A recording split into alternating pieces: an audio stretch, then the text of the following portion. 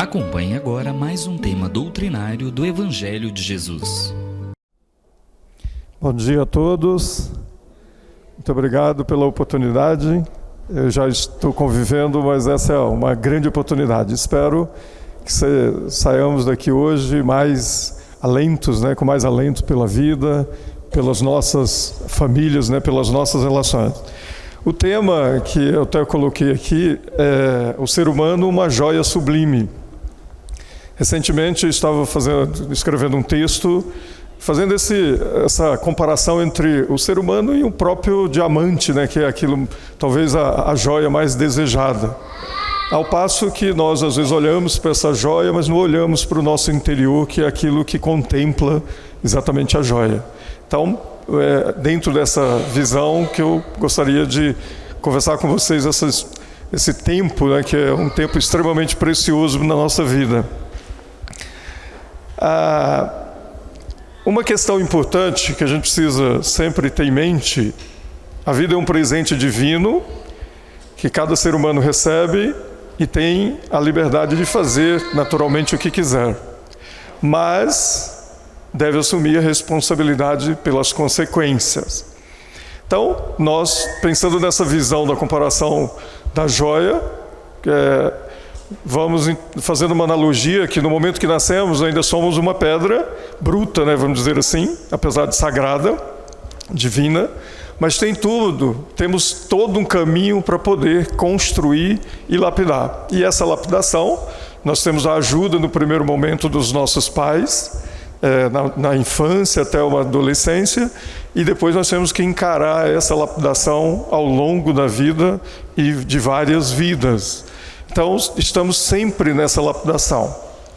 E a lapidação, ela dói, porque normalmente nós precisamos nos encararmos, E às vezes nós não temos esse tempo. Eu sempre digo que nós não temos tempo para nós. Às vezes não tiramos o tempo para nós. Temos muito tempo para muitas coisas, mas esquecemos de ter o tempo para a nossa própria evolução, para o nosso próprio crescimento, para lapidar nosso próprio interior, que é através do nosso interior que vamos naturalmente alcançar as melhores coisas no exterior. E aqui tem até do livro Sinal Verde, o Chico Xavier diz assim: queiramos ou não, afetamos os outros e os outros nos afetam, pelo mecanismo das ideias criadas por nós mesmos. Então, o que está à nossa volta sempre é fruto daquilo que nós estamos manifestando, daquilo que nós estamos fazendo com nós mesmos, daquilo que nós estamos pensando e aquilo que nós estamos construindo no dia a dia. Então, se eu quero uma vida diferente, eu preciso olhar para dentro de mim e entender que vida eu estou vivendo atualmente. A partir desse momento eu começo então a construir e a lapidar esse diamante que eu quero da minha própria vida.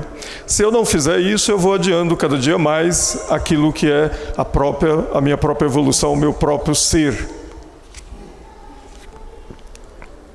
O relacionamento humano, que ele talvez eu sempre falo que é o esmeril da nossa alma, é o esmeril do nosso ser, porque é no relacionamento com o outro que nós vamos perceber as nossas diferenças. E é no relacionamento com o outro que nós vamos construir a nossa individualidade. A nossa individualidade nós só construímos no relacionamento com o outro. E para isso nós temos que estarmos cada dia mais convictos da nossa própria realidade, dos nossos quereres, aquilo que efetivamente é bom e aquilo que efetivamente não é bom. E às vezes nós vamos deixando sempre para depois e vamos deixando, adiando.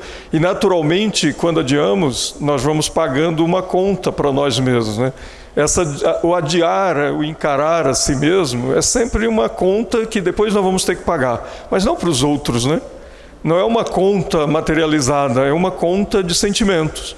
É uma conta de aflições, porque sempre vamos deixando para depois. As nossas relações,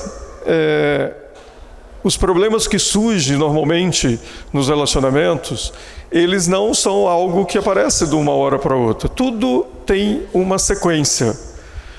Aquilo que eu deixo para amanhã, eu tinha que fazer hoje, eu saí de casa, não disse para minha família que eu usamos. eu adio falar para o meu filho, eu adio conversar com o meu filho, com minha esposa, com meus irmãos, com meus pais, e aí eu vou deixando isso, amanhã, o que eu deixo para fazer amanhã em termos de relacionamento não é a mesma coisa de hoje. Então nós precisamos fazer no dia aquilo que é do dia. Nós precisamos criar todos os dias o momento desse crescimento individual e envolvimento do outro. Nós sempre estamos esperando que o outro estabeleça um ritmo para nós, mas nós é que temos que estabelecer esse ritmo e proporcionar ao outro essa integração na minha vida.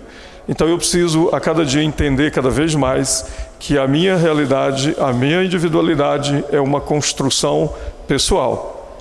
Como eu disse no início, nossos pais têm um papel fundamental no início, né, que guiar, orientar, estabelecer um caminho, mas nós não temos como saber, porque não existe dois seres iguais.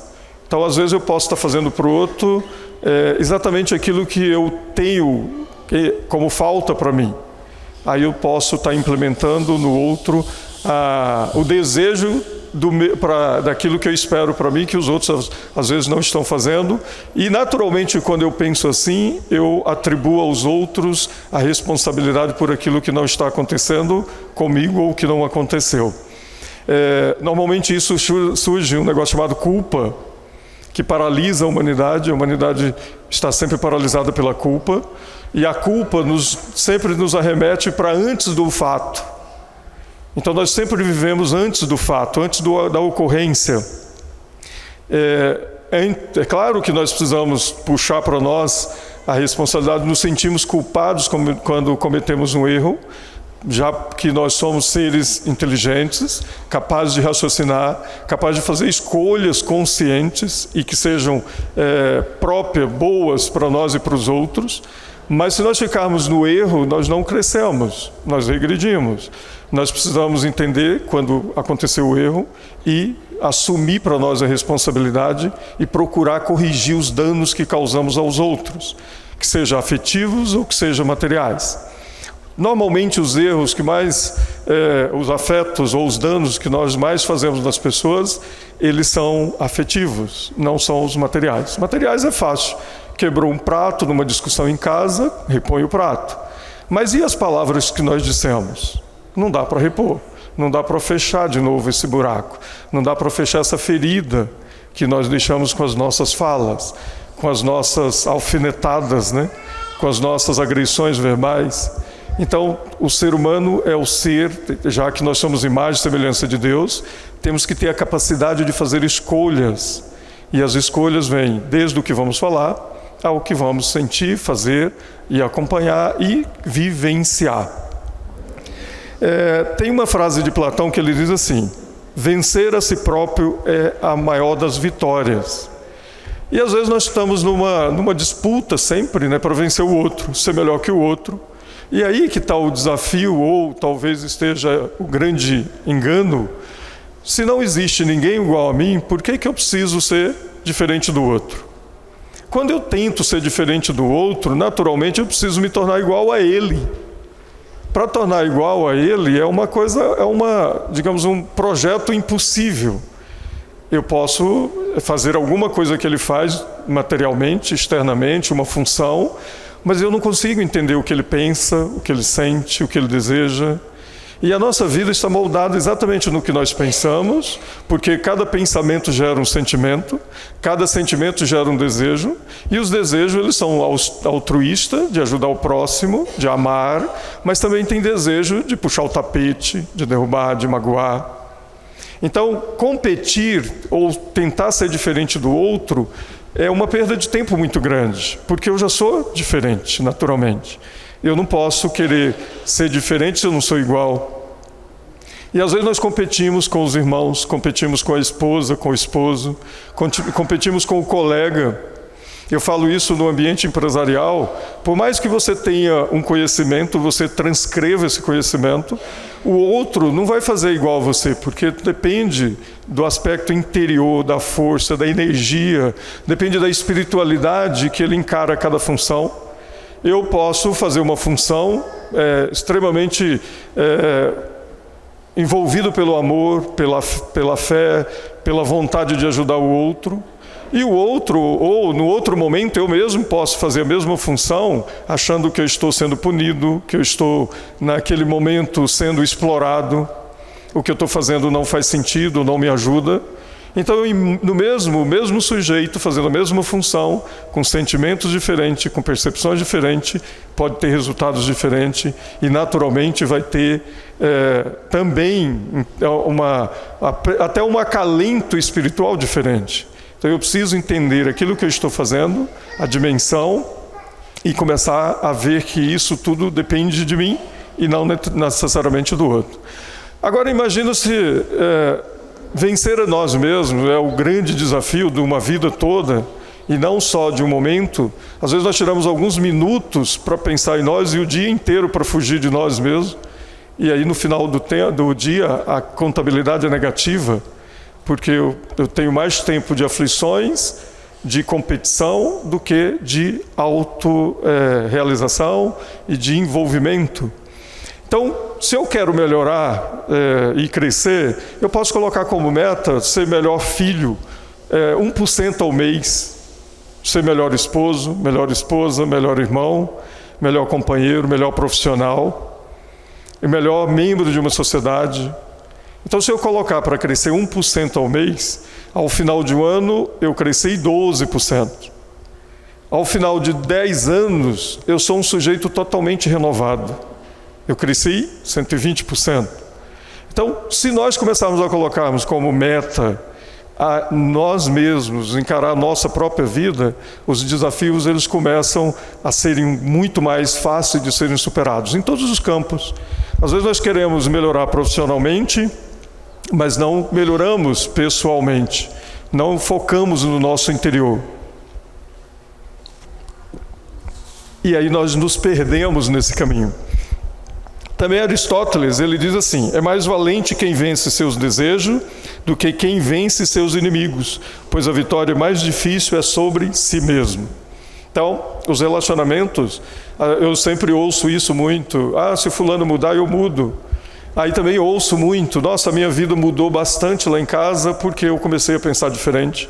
Eu não entrei mais nas disputas, das falas, porque vocês já observaram que as nossas relações familiares são muito inflamadas, porque nós, de uma certa forma, temos um conhecimento do outro, e às vezes nós não dialogamos, nós alfinetamos, o outro. Nós sempre estamos alfinetando o outro. E aí nós provocamos e o outro devolve na mesma intensidade da nossa provocação. Então, se nós queremos melhorar o mundo, nós precisamos começar a melhorar a nossa forma de encarar o nosso mundo interior. E simplesmente manifestar isso nas nossas relações. Ser você mesmo, em todos os momentos. Na maioria das vezes nós queremos mudar o outro, Eu sempre falo, às vezes as pessoas me procuram e falam: Lauro, você pode atender fulano, meu filho, meu esposo, meu irmão, meu amigo? Posso, mas ele quer? Não, nós vamos trazer ele aqui sem ele saber. Não, a primeira coisa que a pessoa precisa saber é: eu quero mudar, eu preciso mudar. A mudança, o que ela me traz? Porque mudar significa também abrir mão de confortos que nós temos, que são chamados zona de conforto, que ela traz sofrimento, mas o sofrimento, do ponto de vista afetivo, também ele traz um certo prazer. Porque às vezes nós não fugimos do sofrimento porque ele traz alguns confortos. Infelizmente, no mundo do afeto, ele é diferente das nossas relações, do dia, a relação exterior, vamos dizer assim. Então, às vezes, você nem está percebendo que provoca o outro, porque precisa entender se ele gosta ou não de você dentro da briga. Porque, às vezes, no momento da briga é o momento que restabelece o afeto. E aí é muito mais delicado do que a gente imagina. Então, entenda por que em dado momento eu posso estar provocando o outro. Às vezes nós ficamos emburrados, E é interessante que às vezes nós ficamos paralisados em alguns momentos da nossa vida. Às vezes somos adultos do ponto de vista cronológico, mas ainda somos criança do ponto de vista afetivo. E aí ficamos emburrados. Já viram alguém emburrado? O adulto, naturalmente, com maturidade emocional, fica emburrado. Quem é que fica emburrado normalmente? A nossa criança interior. E aí, se a nossa criança interior ainda não se desenvolveu, vai estar sempre nessa disputa com o outro, com o colega, com o esposo, com a esposa, com o pai, com a mãe. E normalmente, quando nós estamos emburrados, nós estamos querendo alguma coisa em troca. Nós estamos na busca de alguma coisa. Nós estamos, às vezes, cobrando do outro algo que às vezes nem nós sabemos efetivamente o que é. E aí precisamos, então, fazer essa reflexão. O que me torna cada dia mais distante de mim mesmo, não do outro. Às vezes nós estamos junto com o outro, mas estamos distante de nós, e naturalmente, se estamos distante de nós, a presença é só física. Nós precisamos estabelecer presenças de alma, nós precisamos estabelecer presença espiritual. O físico, ele às vezes próximo, mas tem muita distância. E para fazer isso, nós precisamos buscar autoconfiança. A maioria das vezes de nós não temos confiança em nós mesmos. E quando não confiamos em nós mesmos, naturalmente nós distanciamos do outro, porque não acreditamos que o outro também confia em nós. Então ficamos distante, não porque o outro está distante, e não porque o outro não quer aproximar de mim, mas é porque eu estou me afastando de mim e me afasto também do outro. O Benjamin Franklin, ele diz que há 3 coisas que são extremamente duras existentes no mundo. Uma é o aço, a outra é o diamante, né, que são o diamante, como eu comecei a falar, é a pedra mais desejada, né? Mas às vezes nós olhamos para o diamante e esquecemos de que a beleza está dentro de nós. Nós olhamos para uma rosa e a beleza não está na rosa, a beleza está em nós. Nós olhamos para o outro e vamos ver a beleza se ela estiver dentro de nós. Aí ele diz, então, o diamante e a outra é conhecer a si mesmo. Conhecer a si mesmo é uma das questões que eu sempre falo para o adulto, que ela dói um pouco, porque a percepção que nós temos de nós, às vezes, é uma percepção muito, às vezes, superficial. E se nós pegarmos os próprios provérbios de Salomão, ele diz assim, todo homem é sábio aos seus próprios olhos. E todo homem, todos os caminhos do homem são puros aos seus olhos.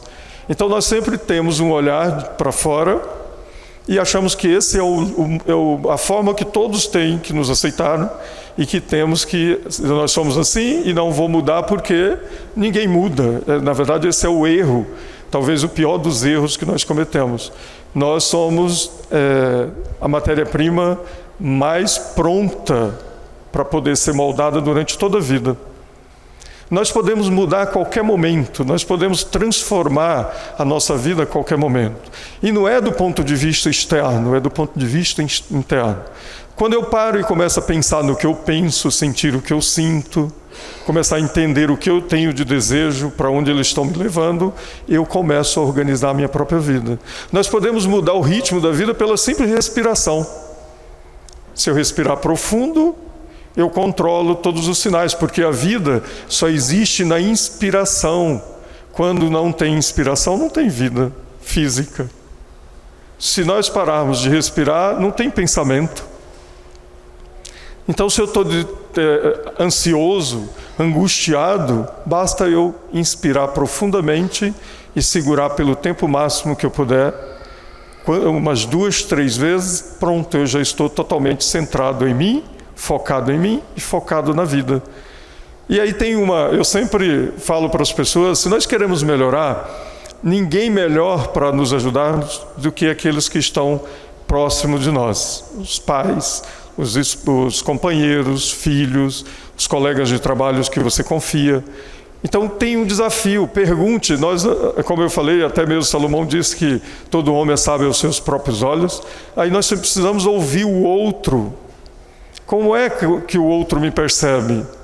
Então está aí um desafio, que tem esposa, esposo ou filhos. Pergunte para esses membros, como é conviver comigo? Tenha coragem de perguntar. Ah, mas aí eu não sei o que eles vão falar. Mais uma razão para você perguntar. Porque se nós não sabemos o que o outro pensa sobre nós, nós podemos estarmos numa relação superficial. Existe uma coisa fundamental nos relacionamentos familiares: a família é a instituição mais importante da vida de qualquer ser humano. Nós nascemos numa família e vamos morrer na família. Não adianta você ir para Marte, para a Lua, para o Japão, você estará sempre com a sua família. Ela está integrada a você, espiritualmente, fisicamente, mentalmente. Então nós não distanciamos da família. Nós às vezes distanciamos de nós, mas não da família. Nós achamos até que estamos distantes, mas não estamos. Estamos cada dia mais próximos. Então, se eu quero melhorar, pergunte, depois ouça. Organize um momento e pergunte para a esposa, para o esposo, para o pai, para a mãe, e vá lá e pergunte, mas olho no olho. Não use as redes sociais como as pessoas estão fazendo. A comunicação do relacionamento ou relacionada ao afeto, ela precisa ser sempre olho no olho, ela precisa ser sempre integral. Nós precisamos estarmos totalmente envolvidos naquela relação, integrado naquela relação, e perguntar: como é conviver comigo? E depois responda para o outro. E depois faça um compromisso de vocês crescerem juntos. Esposo, esposa, irmãos, pai, filhos. Porque o respeito entre pai e filho é que estabelece relacionamento profundos, duradouros e construtivo do ponto de vista psicológico e espiritual. Não dá para você crescer psicologicamente sem crescer espiritualmente.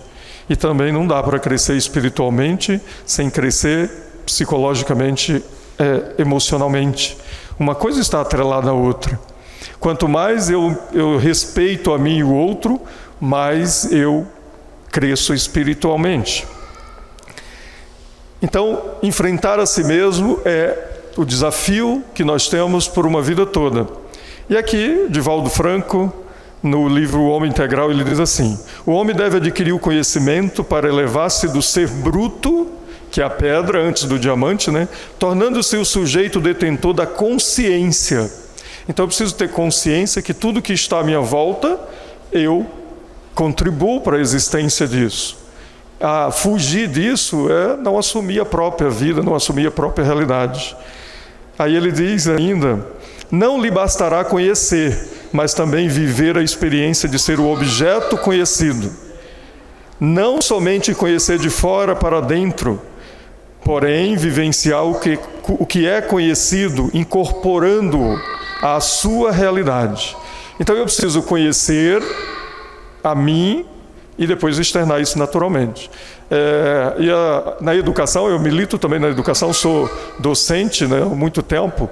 Fiz uma pesquisa na área da educação sobre a questão afetiva, que é a relação professor-aluno na parte da construção do conhecimento.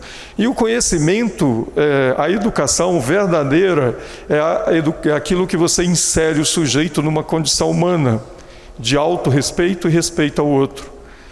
O diploma por si só, ele, se não for incorporado naquilo que você pode aplicar a si e aos outros, ele não é sabedoria, vira apenas conhecimento para você fazer uma tarefa. Mas todo o conhecimento precisa ser introduzido, nós precisamos introspectar esse conhecimento para poder praticá-lo na nossa vida e ao bem de toda a humanidade, sobretudo aqueles que estão mais próximos de nós. E na medida que nós vamos ampliando essa condição dos mais próximos, nós vamos aumentando o alcance social. É semelhante a jogar uma pedra no lago.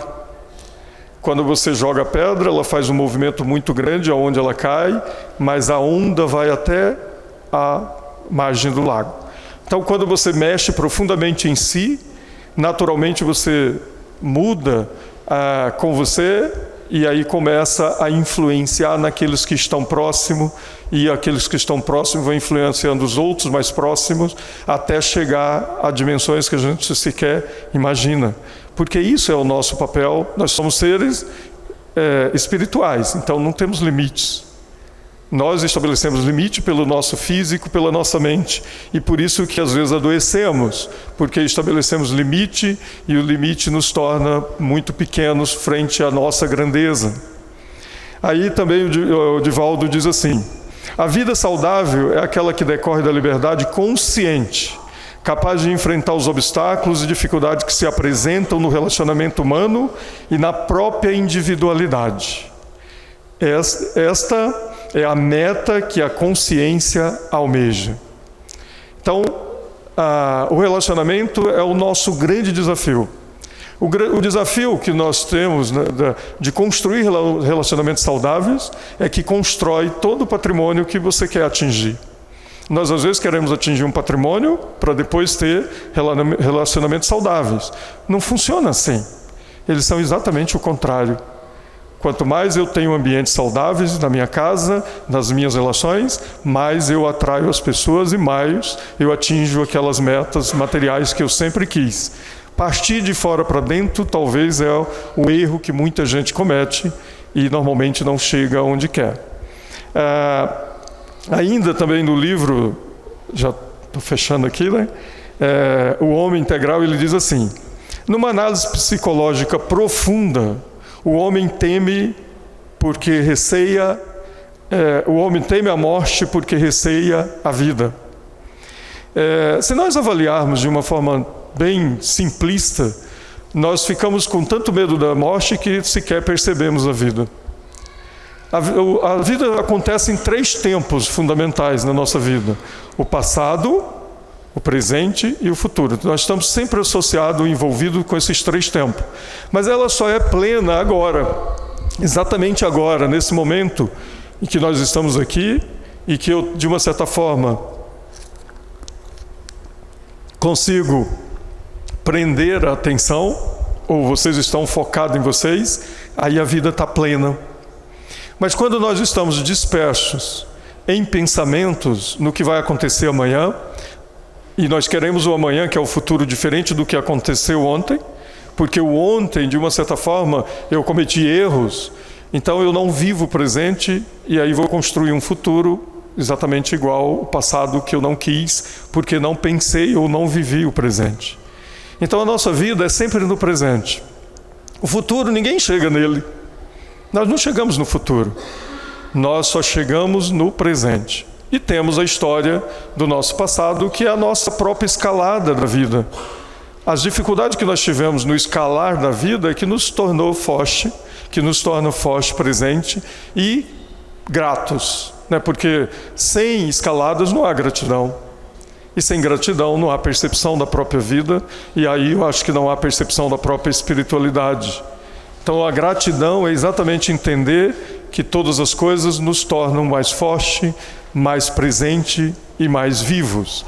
E só dentro dessa análise mais profunda, só para ir fechando definitivamente, a medicina hoje entende que 75% das doenças são chamadas psicossomáticas, e a somatização é exatamente a tribulação da mente que joga no corpo aquilo que ela não consegue resolver, não consegue trazer para o presente, à luz da consciência, entender qual é o melhor caminho, nós jogamos no corpo, e o corpo então padece um erro do pensamento, um erro da forma de encarar a própria vida e a mente. Que Deus nos abençoe muito, cada vez mais, e que vocês tenham sempre uma vida muito iluminada. E mais uma vez, muito obrigado pela oportunidade de estar aqui com vocês. Bom dia a todos.